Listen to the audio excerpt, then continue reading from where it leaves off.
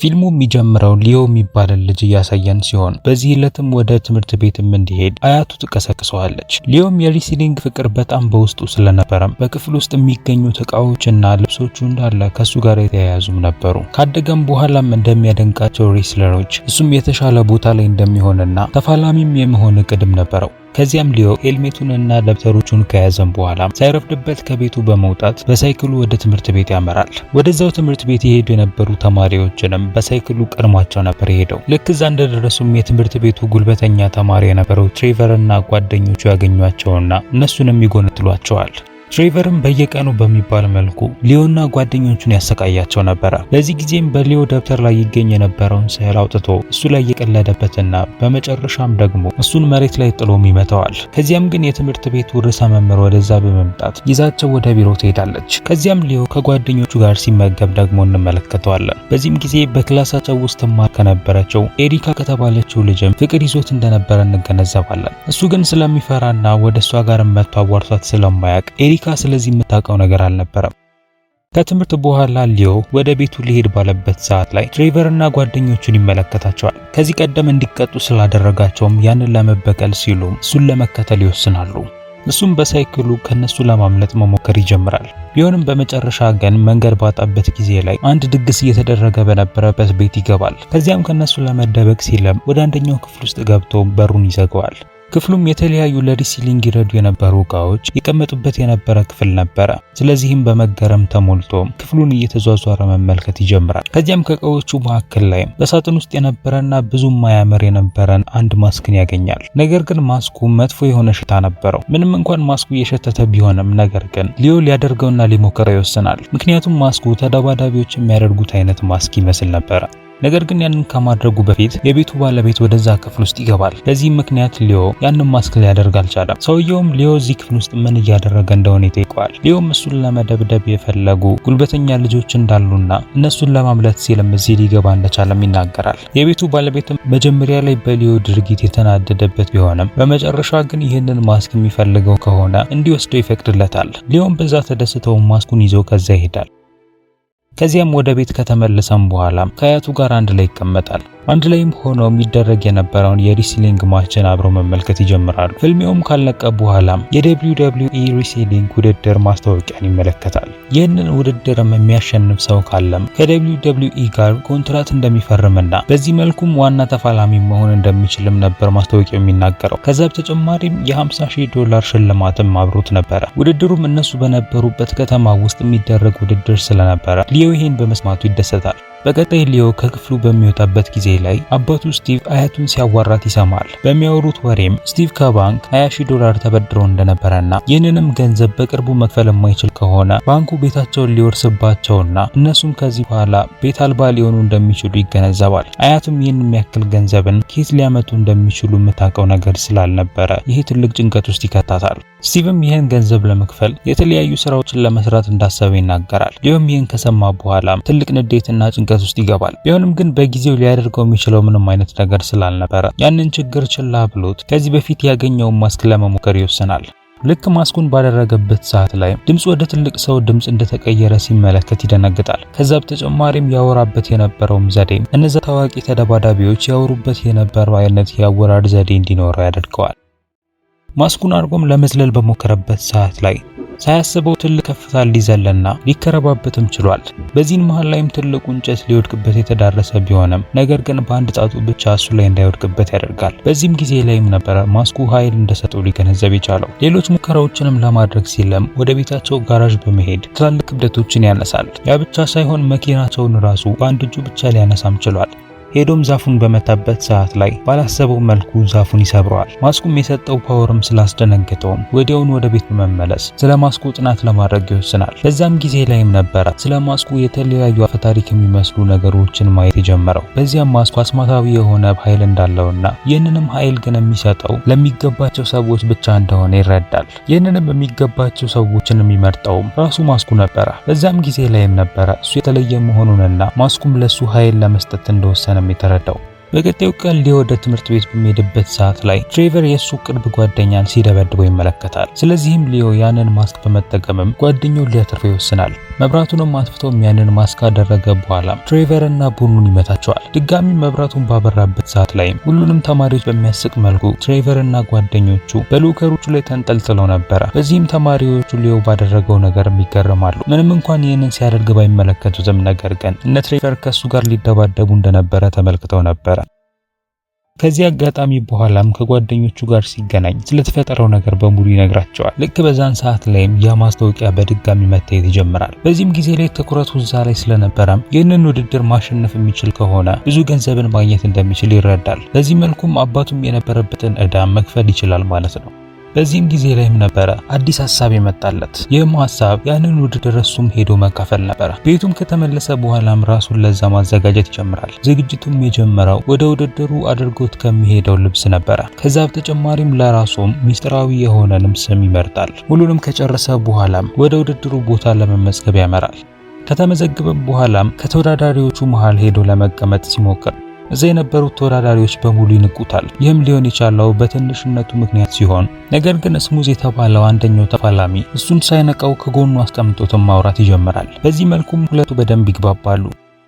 ከዚያም በቀጣይ ታዋቂው ተፋላሚ ወደ ሪንግ ውስጥ በመግባት እዛ ለነበሩ ተመልካቾች በሙሉ የውድድሩን መጀመር ይናገራል። ከዛ በተጨማሪም ውድድሩ የሚደረገው በደረጃ እንደሆነና የመጀመሪያው ዙር ላይም ተፋላሚዎቹ ከባዱን በርሜል ባላቸው አቅም አርቀው መወርወር እንደሆነ ይናገራል። ለቀጣዩ ዙርም ማለፍ የሚችለው ተወዳዳሪ በርሜሉን ካሉት ተወዳዳሪዎች በላይ አርቆ መወርወር ይቻለው ነበር። በዚህ መልኩም ውድድሩ ይጀመረና ከተወዳዳሪዎቹ መካከል የነበረው ሳምሰን የተባለው ጠንካራ ሰው ወደ እነሱ በመምጣት አንድ በርሜል ብቻ እንደሌሎቹ ከመወርወር ይልቅ ሁለቱንም በርሜል አርቆ ይወረውራቸዋል። እዛ የነበሩት በሙሉም ባለው አቅም ይገረማሉ።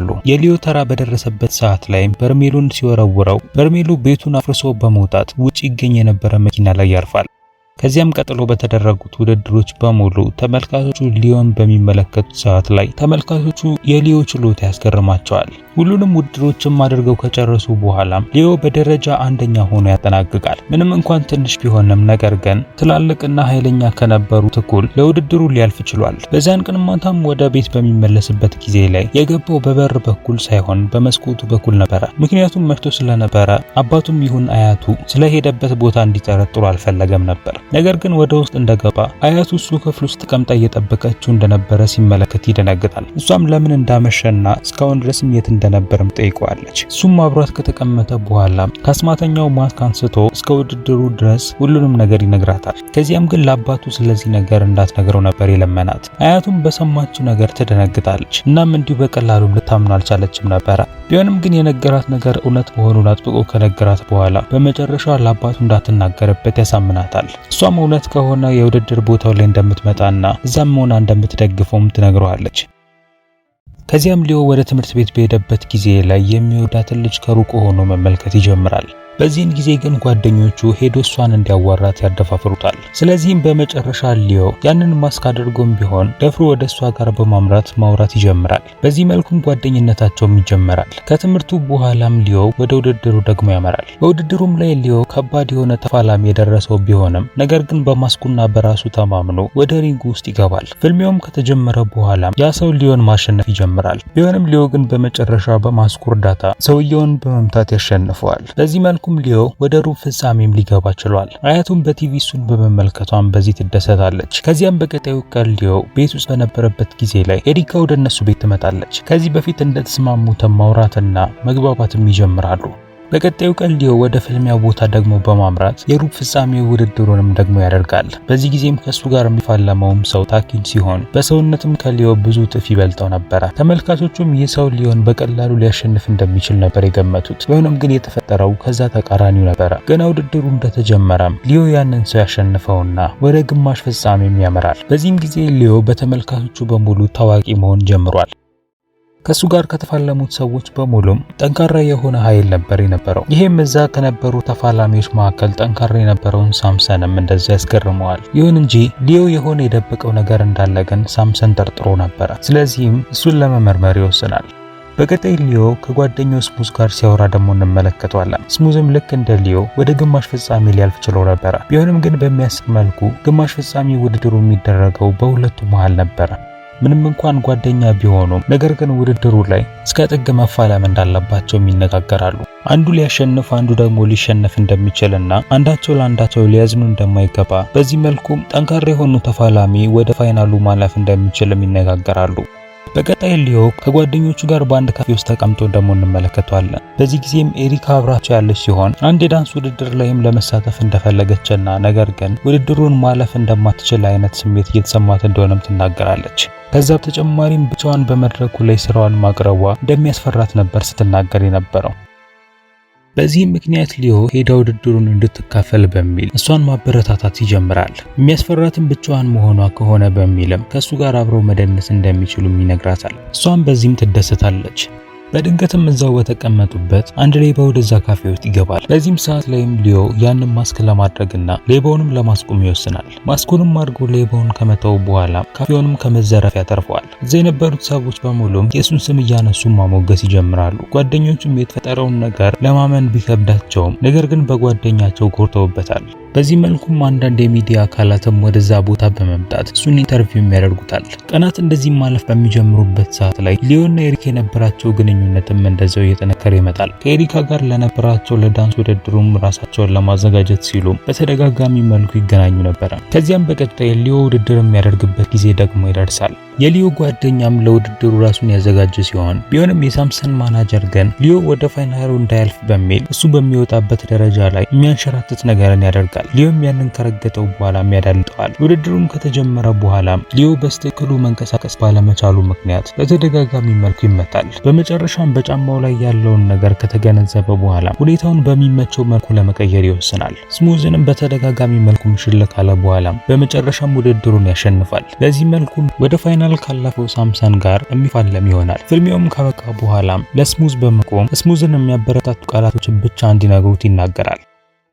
ከዚያም እሱን ይደግፉት ወደ ነበሩት ጓደኞቹና አያቱ ጋር በመምጣትም ያዋራቸዋል። ነገር ግን በዚህ ጊዜ ያዋራቸው ማስኩን አውልቆ ነበረ። የሳምሰን ማናጀርም እሱን በድብቅ እየተከታተለው ስለነበረ በመጨረሻ ይህን ሲገነዘብ ይደነግጣል። ሊዮም ተራ ትንሽ ልጅ እንደሆነና ይህን ያክል ኃይልም የሰጠው ማስኩ እንደሆነም እንዲገነዘብ ነበር ያደረገው። ስለዚህም ያለ ማስኩ የመሸነፍ እድሉ በጣም ሰፊ ነው። ኤሪካም በቀጣይ በታለንት ሾው ውድድሩ ላይ አንድ ላይ ስለሚደንሱ ዘግይቶ እንዳይመታ ትነግረዋለች። ሊዮም በቅርቡ የሚያልቅ የፕሬስ ኮንፈረንስ እንዳለና እሱን ከተካፈለ በኋላ ወዲያውን ወደዛ እንደሚመጣ ይነግራታል። ከዚያም በፕሬስ ኮንፈረንሱ ላይ ሳምሰን ላይ ማሾፍ ይጀምራል። በዚህ ምክንያት ሳምሰን በመጨረሻ ተናዶ ሊመታው ቢነሳም ነገር ግን የሴኩሪቲ አባላቱ ያስቆሙታል። ኮንፈረንሱም ካበቃ በኋላ ከጋዜጠኞቹ ጋር ኢንተርቪው ማድረግና ከአድናቂዎቹ ጋር ፎቶ መነሳት ይጀምራል። ወደ ታለንት ሾው መሄድ እንደነበረበት ራሱ ረስቶት ነበረ። በተመሳሳይ ጊዜም ኤሪካም ብቻዋን ሆና እስከሚመጣ ድረስ እየጠበቀችው ትገኛለች። ቢሆንም ግን በጊዜ ሊመጣ ባለመቻሉ ብትናደድና ብታፍርም ነገር ግን ብቻዋን ወጥታ መደነስ ትጀምራለች። በዚህ መልኩም ተመልካቾችና ዳኞችም ይወዷታል። ሊዮም እዛ ሊደርስ የቻለው የታለንት ሾው ካበቃ በኋላ ነበረ። ጓደኞቹም በጊዜ ሊመጣ ባለመቻሉ ምክንያትም በሱ ተናደውበት ነበር የጠበቁት። ለዛም ይቅርታ ከመጠየቅ ይልቅ ግን ሊዮ የሱ ውድድር ከዚህ ውድድር እንደሚበልጥና ጠቃሚውም ያ እንደሆነ መናገር ይጀምራል። ታዋቂ እንደሆነና አድናቂዎችም በብዛት እንዳሉትም መናገር በጀመረበት ሰዓት ላይም በዚህ በመናደድ እነሱም ጥለውት ይሄዳሉ። ከዚያም ወደ ቤት በሚመለስበት ሰዓት ላይ ትሬቨር እና ጓደኞቹ ያገኙታል። ከዚህ በፊትም ላደረገባቸው ነገርም ሊቀጡት ነበር ያሰቡት። በዚህ ጊዜም በቶሎ ማስኩን ባለማድረጉ ምክንያት በመጨረሻ ይደበድቡታል። ከዚያም ወደ ቤት ከተመለሰ በኋላ አባቱንም ይሆን አያቱን አላዋራቸውም ነበር። ከዚያም አባቱ ወደሱ ጋር በመምጣት እሱን ለማዋራትና ከሱ ጋርም የነበረውን ግንኙነት ለማጠንከር ይወስናል። ቢሆንም ሊዮ ግን ማውራት እንደማይፈልግ በመናገር አባቱን ከዛ እንዲሄድ ያደርገዋል። ከዚያም የሊዮ አያት ወደሱ ጋር መታ ከተቀመጠች በኋላ ያደረገው ነገር ልክ እንዳልነበረና ትክክለኛው ጥንካሬ የሚመጣው አስማታዊ ከሆነ ነገር ሳይሆን ከአእምሮና ከልብ ውስጥ እንደሆነ ትነግረዋለች። ሊዮም በተናገረችው ነገር ውስጡ ይናካል። ከዚያም በቀጣዩ ቀን ወደ ጓደኞቹ ጋር በማምራት ያደረገውም ነገር ይቅርታ ይጠይቃቸዋል። ታዋቂነቱም ራሱን ተቆጣጥሮት ይህንን እንዳደረገና አሁን ግን ጸባዩን ማስተካከል እንደሚፈልግ ነበር የነገራቸው። አሁን ግን ያ ስለገባው ያለነሱ ባዶ እንደሆነ እንደተገነዘበ ነበር የነገራቸው። እነሱም በተናገረው ነገር በመነካት በመጨረሻ ይቅርታ ያደርጉለትና ጓደኝነታቸውም ይመለሳል። ቀናቶችም ያልፉና የፋይናል ውድድር የሚደረግበትም ቀን ይደርሳል። ሳምሰንም ከሊዮ ጋር ለሚኖረው ውድድር ራሱን በደንብ አድርጎ ማዘጋጅቷል። ነገር ግን ውድድሩ ከመጀመሩ በፊት የሳምሰን ማናጀርና ሳምሰን ወደነ ሊዮ ክፍል ይመጣሉ። የሳምሰን ማናጀርም ሊዮ የደበቀውን እውነት እንደሚያውቅ ይነግረዋል። ይህም ደካማ ልጅ እንደሆነና ጠንካራም ሊያደርግ የቻለው ማስኩ እንደሆነ ነበረ። የሳምሰን ማናጀርም ይህንን በሚያወራበት ሰዓት ላይ ሳምሰን በሌላ በኩል የሊዮን ማስክ በፌክ ማስክ ይቀይረዋል። ከዚያም ማናጀሩ ከሳምሰን ጋር አንድ ላይ በመሆን ከዚያ ይወጣሉ። ከዚያም ውድድሩም ይጀመራል። ሳምሰን እና ሊዮም በብረት ወደ ተዘጋው ድንግ ውስጥ ከገቡ በኋላም በፍልሚያቸው ላይ ሳምሰን ሊዮ ምን ያክል ደካማ እንደሆነ ይገነዘባል። ከዚህ በፊትም ተፋላሚዎቹን ይመታቸው እንደነበረው አይነትም ከባባድ ምቶችን ሊያሳርፍ አልቻለም። ስለዚህም ሳምሰን በኪስ ውስጥ የነበረውን ትክክለኛውን የሊዮን ማስክ ያወጣውና ያሳየዋል። ይህም ሊዮ ያደረገው ማስክ ፌክ እንደሆነ እንዲገነዘብ ነበር ያደረገው። ከዚያም ሳምሰን ያንን ማስክ ለራሱ ሊያደርግ ይወስናል። ቢሆንም ግን ማስኩ ጠባብ ስለነበረ ጭንቅላቱ ላይ ሊገባለት አልቻለም። ከዚያም ሊዮን ለማሸነፍም በወሰነበት ሰዓት ላይ በዚህ የፈራው ሊዮ በሪንግ ውስጥ እሱን ለማምለጥ መሞከር ይጀምራል። በመጨረሻ የሚያደረገው ነገር በብረቱ ላይ መንጠላጠልና ከዛ መውጣት ነበረ። ቢሆንም ግን ሳምሰንም እሱን ተከትሎት ከብረቱ ላይ ለማውረድ ይወስናል። ከዚያም የሊዮ አባት የነበረው ስቲቭ ለሊዮ ሳምሰን ከፍታ እንደሚፈራ ይነግረዋል። እንደ እውነቱም ሳምሰን ወደ ላይ መውጣት ጀምሮ የነበረ ቢሆንም ነገር ግን በመጨረሻ በፍርሃት ለመቆም ይወስናል። ተመልካቾቹም ሳምሰን ላይ መቀለድ ይጀምራሉ። ከዚያም ግን ሳምሰን ወደ ታች በተመለከተበት ሰዓት ላይ ያዞረውና ይወድቃል። እሱም በወደቀበት ሰዓት ላይ ሊዮ አስማተኛው ማስክ በቅርቡ ስለነበረ እሱን መጠቀም ይችል ነበር። ቢሆንም ግን ያንን ሊጠቀም አልፈለገም። ያለ ማስኩም ለማሸነፍ አስቦ ስለነበረ የወደቀው ሳምሰን ላይ ዘሎ ይወድቅበታል። ይህም እሱን እንዲያሸንፈውና የውድድሩ አሸናፊ እንዲሆንም ያደርገዋል። ተመልካቾቹ በሙሉም በሊዮ ማሸነፍ ደስተኛ ይሆናሉ። ከዚያም ሊዮ ማይኩን ከያዘም በኋላ ቤተሰቡን፣ አባቱንና ጓደኞቹን በማመስገን አድናቂዎቹንም እንደሚወዳቸው ይናገራል። የውድድሩ አዘጋጆችም ውድድሩን በማሸነፉ ምክንያት $50,000 እንደሚሰጡትና ነገር ግን እድሜው ትንሽ በመሆኑ ምክንያት ለWWE እንደማያስፈርሙት ይነግሩታል። ስለዚህም ከተፋላሚዎቹ መካከል ላይ ጎበዝ ሆኖ ያገኘውን አንድ ሰውን እንዲመርጥ ነበር የነገሩት። ስለዚህም ሊዮ ሳያመነታ ስሙዝን ይመርጠዋል። ይህም የሚገባው ለሱ እንደሆነም ነበር ገራቸው። ከሁለት ሳምንት በኋላ ሊዮ የአባቱን ዕዳ እንደከፈለና አሁን ላይም ከበፊቱ በበለጠ መልኩ ከአባቱ ጋር ጥሩ ግንኙነት እንዳላቸው ያሳየናል። ሊዮም በዚህ ጊዜ ላይ የትምህርት ቤቱን የሪሲሊንግ ቡድን የተቀላቀለ ሲሆን ህልሙንም ከዜሮ ጀምሮ ለማሳካትም ወስኗል። ለዚህም ደግሞ አስማተኛ የሆነ ማስክ የሚሆን ሌላ ነገር አያስፈልገው። ፊልሙም እዚህ ጋር ያበቃል። ከተመቻቹ ላይክ እና ሰብስክራይብ ማድረጋችሁ እንዳትረሱ። በሌላ ቪዲዮ እስከምንገናኝ ድረስ ግን ቻው።